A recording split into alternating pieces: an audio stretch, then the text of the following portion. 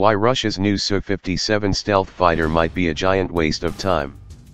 Russia's Sukhoi T-50 PAK-FA fifth-generation stealth fighter has been given the designation Su-57 as it nears production. Initially, Moscow will only buy 12 Su-57 aircraft, which are expected to be delivered in 2019. Indeed, the Russian Air Force is not likely to buy more than 60 of the initial version of the Su-57 in total. In 2019, we should begin the delivery of a pre-production batch of T-50 planes, United Aircraft Corporation, UAC, Chief Yuri Slyuzar told the TASS news agency.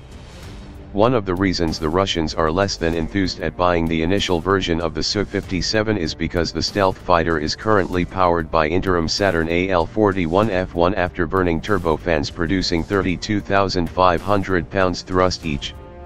That is the same engine as the existing Su-35's Flanker E, which uses many of the same systems that the Su-57 will. Indeed, with exception of stealth, the new flanker offers much of the same capabilities as the new fifth-generation fighter. Thus, the Russians are unwilling to spend money on a system that offers only a marginal increase in performance in their view. Su-35 fighters of the 4+ generation, according to military pilots, demonstrated very good characteristics, Russian Deputy Defense Minister Yuri Borisov said according to the Russian media. The Russians intend to buy more of the second, improved version of the Su-57, which will feature a new engine and other enhancements. The Russians are continuing to develop the next generation Saturn IS-30 engines for the T-50.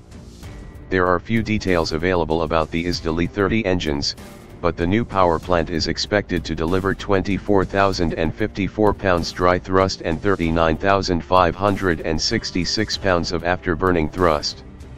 The new engine is expected to make its first flight installed on board the PAK-FA in the fourth quarter of 2017 and should be ready for use in 2025. The Russian Air Force could buy as many as 160 of the next iteration of Su-57.